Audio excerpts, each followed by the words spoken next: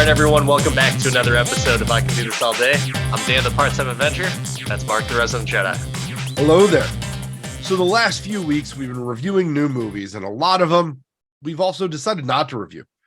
To be honest with you, we've both talked about this, and we've come to a consensus that summer movies lately have just been trash. We decided to try and rescue your summer movie viewing experience and give you our top 5 best summer movies from this century. So during the summer season, where kids are out of school, people are up to no good, and you go see some movies, or maybe perhaps back in the day, you want to rent some of those movies too. But releases from May to August, summer movies, top 5. We're also going to start off with some honorable mentions. I feel like this has been an ongoing problem. We've talked about it before. I feel like the last 3 years, there just hasn't been anything exciting to see in the summer. You go see the movies around Christmas, you go see the movies, in March, and then nothing really good. Well, I really hope that Barbie and Oppenheimer or Barbenheimer turn out okay, but man, so far so meh. only thing that can save the summer is the I Can Do This All Day podcast. So let's break them off, some honorable mentions. And Mark, what is one of your movies that did not quite crack the top 5? I was so close on putting this in, and I've got so many comedies, and it's a movie that I quote a bunch and that I feel like still holds up today. It is a Will Ferrell classic with John C. Reilly in his Talladega Nights. Oh, Talladega Nights. And what year was that released? 2000 and Not 8? prepared. I not for the honorable mentions. No, It's funny that you say that movie because I also had a Will Ferrell, John C. Reilly movie on the honorable mentions, but not Talladega Nights. It was Step Brothers, 2008's Step Brothers. Such a funny movie, quotable. So also on my honorable mentions list, and just making it there because you gave us yours, Toy Story 3 or Schindler's Toy Box. This is a movie made for all ages, had so many retro toy and retro movie references in it, from Cool Hand Luke and just keep on going. I really enjoyed this movie. I remember seeing it in the theaters and it being one of those that people talked about. For the record, my favorite Toy Story movie out of all of them. I thought that movie was hilarious. But you know who made that movie? Michael Keaton as Ken. God damn it. Why isn't Michael Keaton in the Barbie movie as Ken?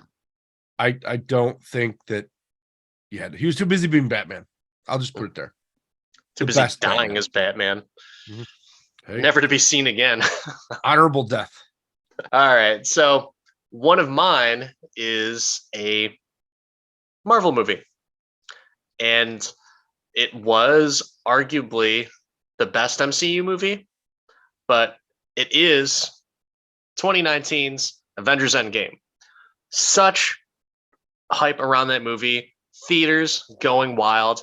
I saw that movie in the theater 3 different times. Actually, no, 4 different times. Yeah, so goddamn good. But the reason why it didn't crack the top of my list is because there's certain criteria that I'm going by. And I also don't want to be biased by the recency factor. It's 2019, only 4 years ago. Yes, amazing movie. On my top list of maybe the first MCU movie that is just number 1 in my heart. But yeah, not in the top 5 on top summer movies this time. My last one is a little older, but I think it really was one of the first comic toy nostalgia 80s nostalgia movies that was really good when it released. The series has since not been so good, which is consistent with a lot of things recently, but that's the OG Transformers movie One of the only Shia LaBeouf movies that is palatable. And Wow. the special effects in it, I thought, I think that movie launched Megan Fox in a big way, at least on the big screen. I thought that movie was great. I haven't really liked them recently, but that Transformers movie, saw it in the theaters, and I will watch that whenever, like if I see it. It's a solid movie. It's a really fun movie. I like that movie a lot. And actually, I think Transformers just gets a bad rap because I thought the second one was really good. I thought the second one was better than the first one. But after that, it became pretty trashy, kind of shitty. And then Mark Wahlberg came on board, and he was always so breathy, talking Optimus Prime. And there's Transformers on Earth. What are we gonna do, Optimus? Like, no, sorry, not me. Yeah, I don't. Why are you here? You're here Yeah. because Shia LaBeouf went a little off the wall, but that's okay. My last one was a tough one, and actually, it was probably the movie that kind of changed my opinion about Spider-Man, and it's Spider-Man 2. So 2002's Spider-Man 2, such a good fucking movie. And I was like, wow, Spider-Man isn't such a bitch after all. He was pretty badass in this movie. And I had fun. It was a funny movie. And rewatching it again, it aged a little bit for me, but at the time, still very, very good. And it's still good. So still very solid. So just missed the top 5 for my summer movies. Yeah, all those I liked the first two Raimi Spider-Mans. The third one was a little out there. Why don't we kick right into the top 5? So tell me a little bit more about this list. When you made it, what really pushed you to make this top 5? And let's give some insight into the Resident Jedi's top 5 summer movies. So as I was looking at these, I was looking at movies that just you don't get movies that hit like this anymore. Like you don't have things that are as quotable, as rewatchable, and I grabbed movies that I watched a ton, just a ton. That you own the cassette or the Blu-ray or the like DVD, and they're the ones that you still have after you've said, "Wow, I don't watch DVDs anymore, but I'll hold on to these couple." Like it's those movies that I think aren't Marvel movies or aren't like big sci-fi romps. They're things that I feel like you don't get as much anymore. And they're movies that I was a little biased in that I grabbed things that nobody had heard of before, or that weren't part of a series, or that weren't like, oh, this is a sequel to a sequel to a sequel. Like I just tried to stay away. That's why Toy Story didn't make the list. I'm like, stay away from the sequels. These are original movies that I thought were awesome. So with all that being said, Dan, how did you pick your movies for this list?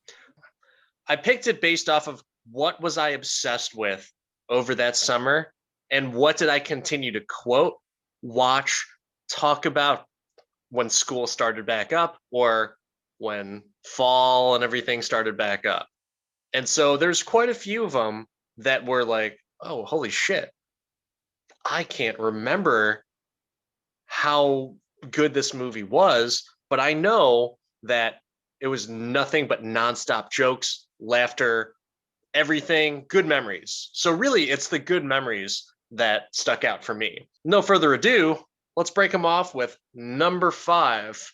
And my number 5 is a watch along that we did recently, and that is 2001's The Fast and the Furious, the OG.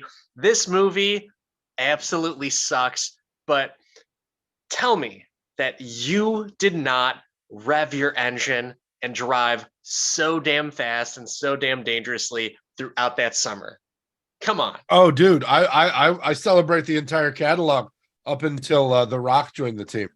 I like the old ones. I definitely was into that movie and into that scene for a little bit. Oh man, just so many races, and I put that in air quote races, that myself as a teenager used to do. And God, so much fun, man. Such good memories. What about you? What's your number five?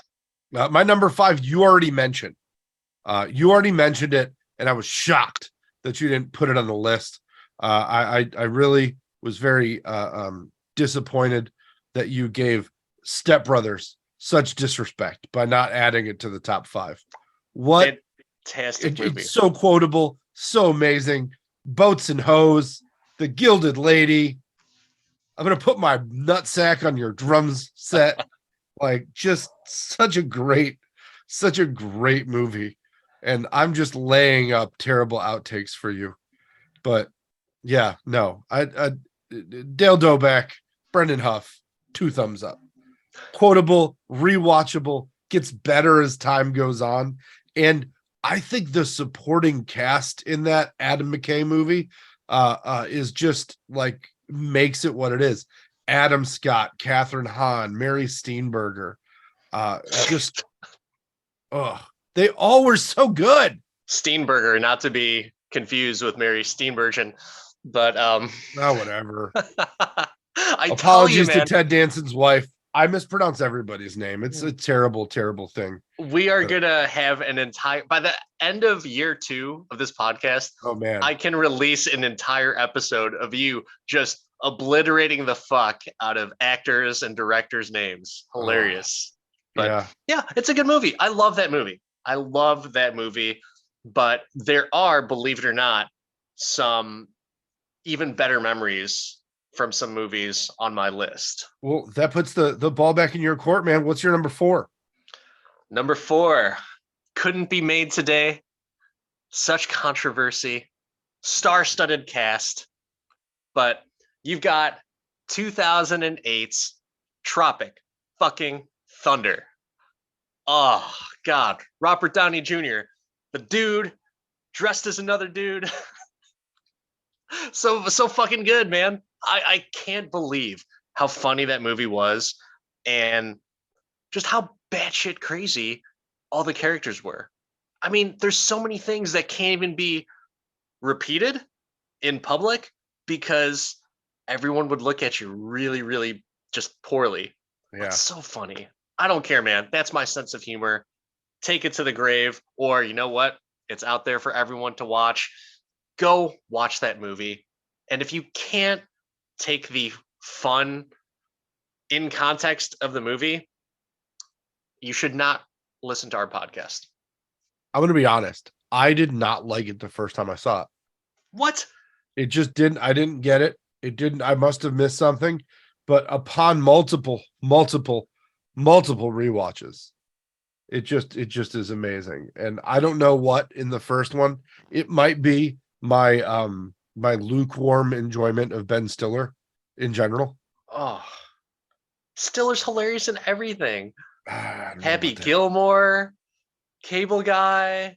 But either way, great pick. Amazing movie. What about you? What's your number 4? You hate this movie. It is something you've already given disdain to. It is a Marvel movie, and I tried really hard to stay away from them, but I can't not just absolutely love 2008's Iron Man. Good Nobody movie. was thinking Marvel movies. Nobody was thinking, why is Jon Favreau in this movie and directing it? What is going on here? And it was just amazing. I bought that movie as soon as it came out, watched it repeatedly, and I feel like it just stood alone and stands in the arena with all the rest of those Marvel movies. But one of my favorite summer movies. So I really like that movie, and I rented Iron Man and the Incredible Hulk the same weekend. And I love the Hulk. That was my favorite. I watched the Hulk, really liked it. The next day, watched Iron Man. I was like, fuck, that was better than the Hulk. I really like that one. But I will say that I think it's overrated. As much as I enjoy it, I think it is overrated. It was close to being in my upper part of the list, but the reason why I didn't have it on there is because I wasn't quoting Iron Man after I watched that movie. I wasn't watching it on repeat. I was very impressed. I wasn't telling everyone to go watch Iron Man.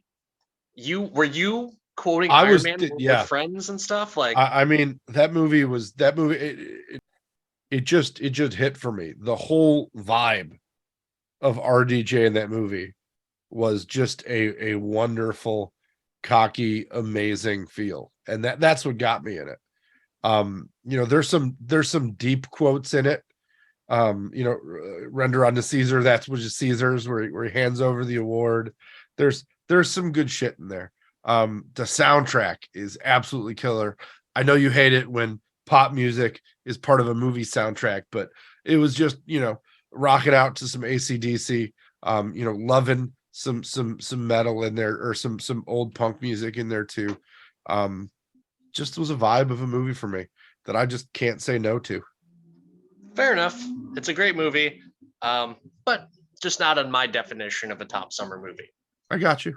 But let's go on to number three. Now, before we go on to our top three, are we starting to split hairs here, or is there pretty significant difference between three, two, and one? 3, 2, and 1 for me are the ones I had no question about. When I looked at these movies, I was like, these are either I quote the living shit out of them, they absolutely hit in such a huge way, or they're the movies like I can't turn off when they're on TV. They're true Shawshanks for me. Okay. What about you? Were you close? Were you not? It was pretty clear, cut, and dry. I think because of the way that my definition of the top five is like, I have significant core memories, and I'll talk about some core memories with the movies as we go down the list. But when you have that core memory, especially with a movie related to that particular summer, and you remember a whole bunch of other specific events because of that, that's a feel good movie. That is a feel good life. So let's crack that top three. Break them off. Number 3, no question about it. 2005, amazing cast, but I mean, you met an actor that I hadn't even realized was doing anything in Bradley Cooper, and he wasn't even on the marquee with Vince Vaughn in Wedding Crashers. Oh wow. Wow. That was a surprise pick right there. Good movie. I like that So movie. quotable, Yeah, absolutely. just the most quotable movie. Wow. That's a good pick. So, truth be told, just like what you said earlier about Tropic Thunder, I didn't like that movie the first time I saw it. I, for like the first half, like, this movie's hilarious. And that got all serious and shit.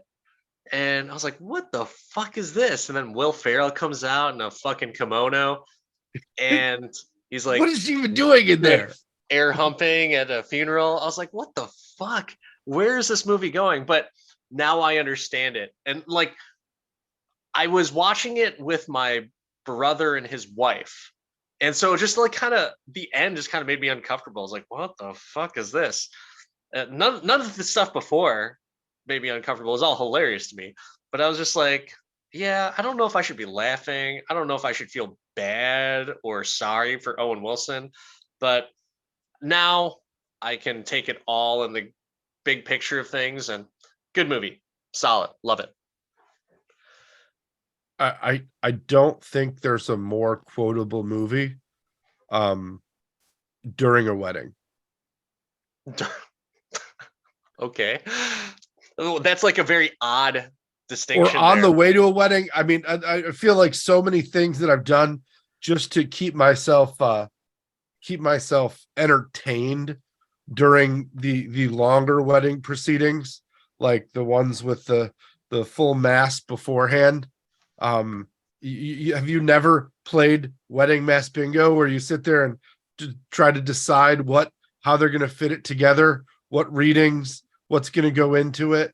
Because I'll tell you, it is an amazing time. Yeah, I guess that I didn't find that stuff that funny. So like, no, I've never tried to guess the fucking Bible verse because you know what? Oh, no one ever gives a shit. It's like, But the thing is, though, everybody gets the same template. yeah, Like, unless you're bringing in somebody and you're making your own vows and you're doing whatever. But all of, like, they made jokes in that movie that just hit on, like, yeah, because that totally makes sense, because they hand you 5 and which one you want and who's gonna do it. And it just works. okay. That movie works on so many levels for me. So much. Stage 5 clicker. What are we doing? Hot route. Hot route. What the hell's hot route? Just move over there. uh, Football and crab cakes. That's what Maryland does. yeah, great movie. Great movie. Very quotable. But number 3 for me, uh, made my summer. Also made my at least my first semester of college going into it, and that is 2001's American Pie 2. Uh Really, so American Pie 2. so fucking good. So much shit in that movie. So quotable. Lesbians, like it's so funny. I don't every time I talk about lesbians, I feel like we're just gonna get canceled. But that movie, like, there's some clips, YouTube clips of like teenagers watching that movie now, and they think it's so offensive. Like, sorry, it's fucking hilarious. And Steve Stifler made that fucking movie, and all my friends did that summer. We were going off to college. We went to go see that movie after school let out. Uh, it made our summer so much more exciting. And we'd call each other up, just try and be like, yeah, let's make this the best summer ever. Just like kind of just fucking joke around and shit. And it lasted, like, those types of memories and callbacks lasted for like another 10 years. So it was pretty crazy. And just that feel good story for me, graduating high school, going into college, American Pie 2 just lined up perfectly with our stupid teenager shenanigans. Ugh. I celebrate the entire American Pie catalog, but it's not my top 5. But I celebrate it. It was the Stifler movie of him, and they really moved him into the main role. That, and in Wedding, they did kind of the same thing. Yeah, but Wedding wasn't as good as 2. No, it wasn't. It wasn't. Yeah, but One's still the best one. one's good. One's very good. 2, in my opinion, it's those additional memories that just kind of floundered from that movie is what made it my number 3. So going number 2, what do you got? My number 2 is one of the best, and I feel like last great summer comedy movies that we got. It spawned multiple sequels that were as good, launched a few careers to people that we've seen in multiple things, and brought the sleeper actor that I mentioned in the last movie into a leading man role, and that's 2009's The Hangover. Same Z's. Number 2, Hangover for me as well. So good. And it's so quotable, and it's the deep quotes. It's the deep quotes. Tigers hate cinnamon. They love pepper. I'm trying to think of, like, when that movie came out, it was nonstop quoting. Everyone bought the Blu-ray. Everybody had the t-shirt with the baby. Yeah. And everyone would always talk to each other like, you guys ready to let the dogs out? So yeah. Everyone said that shit. So good. Like Zach Galifianakis, the lovable idiot, and such a funny movie. It was so different of like a group of friends, like that type of story, that it became like, oh my God, this is like the best comedy ever. But the sequels, it did spawn a few sequels or a couple sequels, and just not as good as the first. Didn't capture that magic. Wild nonetheless. I mean, still good. You talked about American Pie 2, and it's really good, but what sequel is ever better than the first one? Terminator 2.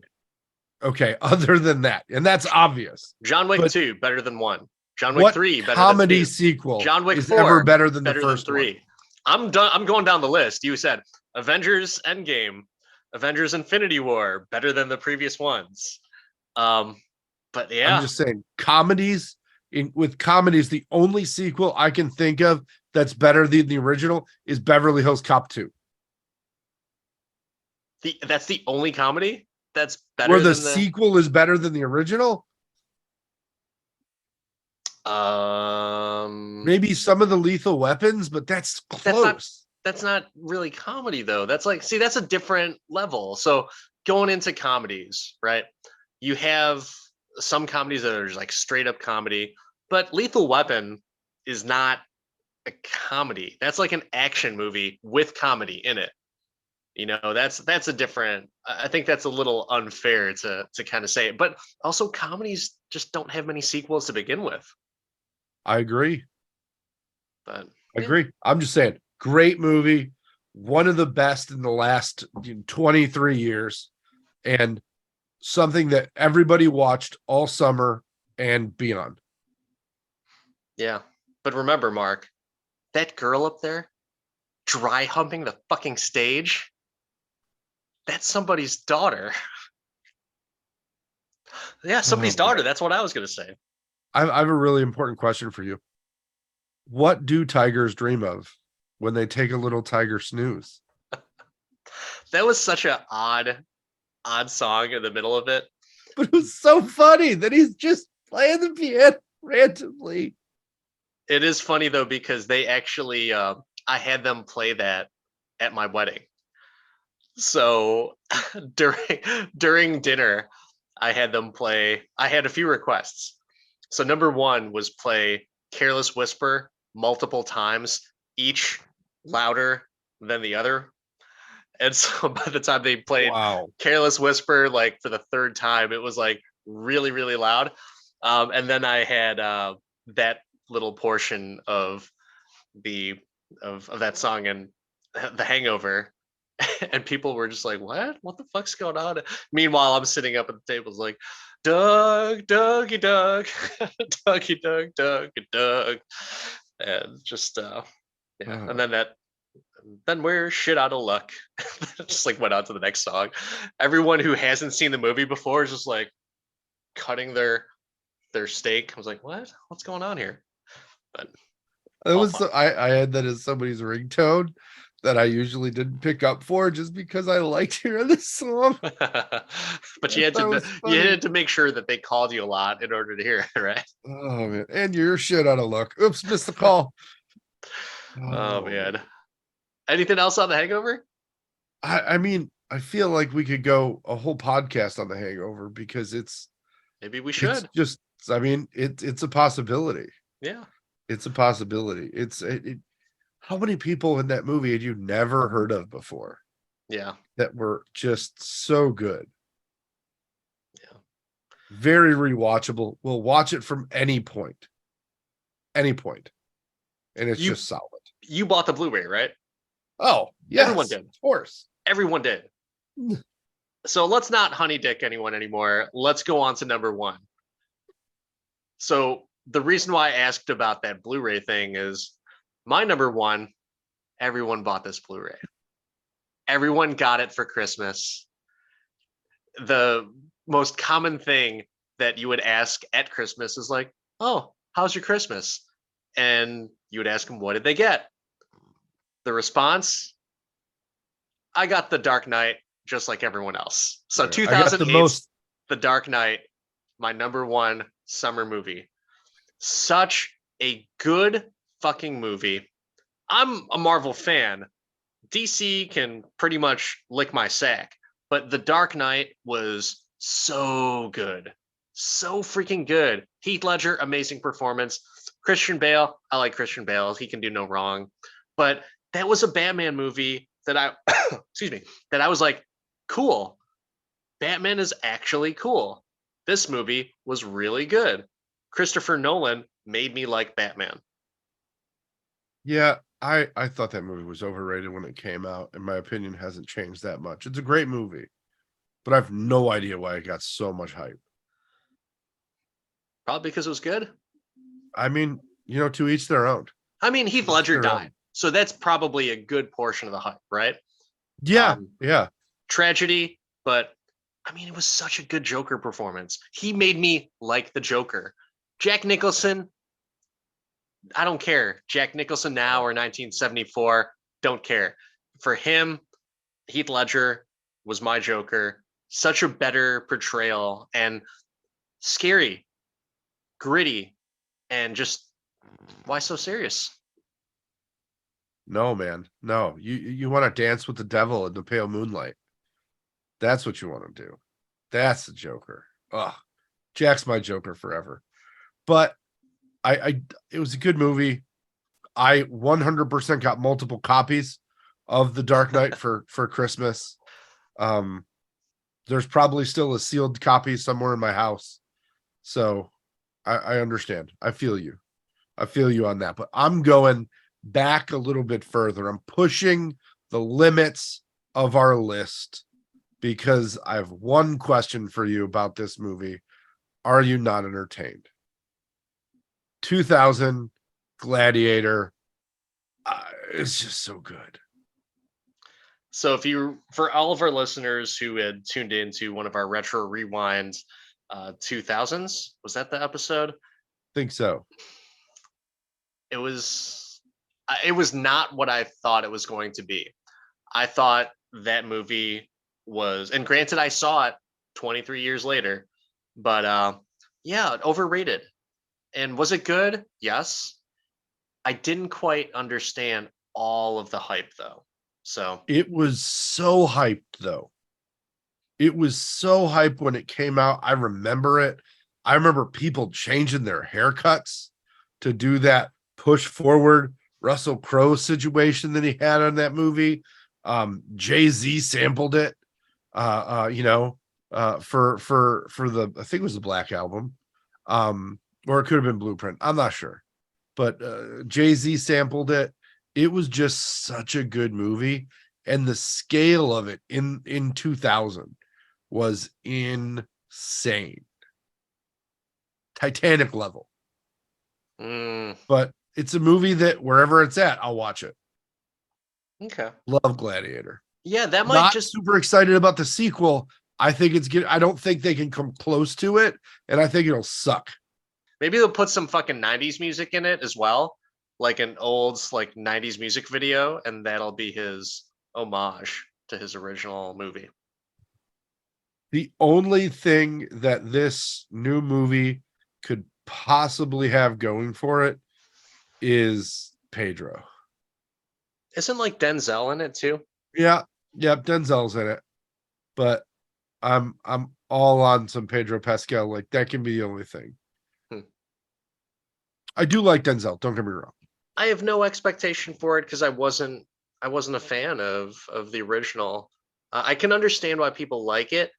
I just, because I saw it 20 years later or 23 years later, I just wasn't my cup of tea, and it just aged for me. So for that reason, I'm out. I understand. I understand. You know what it is better than? Anything that's come out this summer so far. I don't know. I'd say like there's a lot of movies that are better than Gladiator just because I didn't like it, but that's just me. So, um, but that's it, everyone. Those are our top five. Are there any movies that you didn't talk about that other people regard as like great summer movies? I mean, there's a couple, right? You've got like your Deadpool's, your Wonder Woman's, Ted. If you remember that movie, which is completely aged poorly. Inception was really big. That was a great one. Yeah. Both of the Deathly Hallows movies, the Harry Potter ones, came out in the summer. Those were big, but I stand by my top five. Really happy. Same here. Well, that's it. Short and sweet, just like the summer was.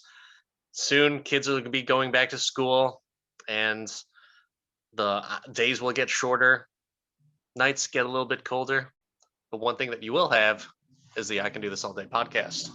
But until then, Stan, part time Avenger. That's Mark the Resident Jedi. Like, subscribe, rate, tell us what your favorite summer movie was, winter movie, something you think that should fit into our lists, and we'll review it. With the quality of movies coming out right now and both the strikes going on, we're gonna be rocking some retro rewinds coming up. We'll see y'all next time.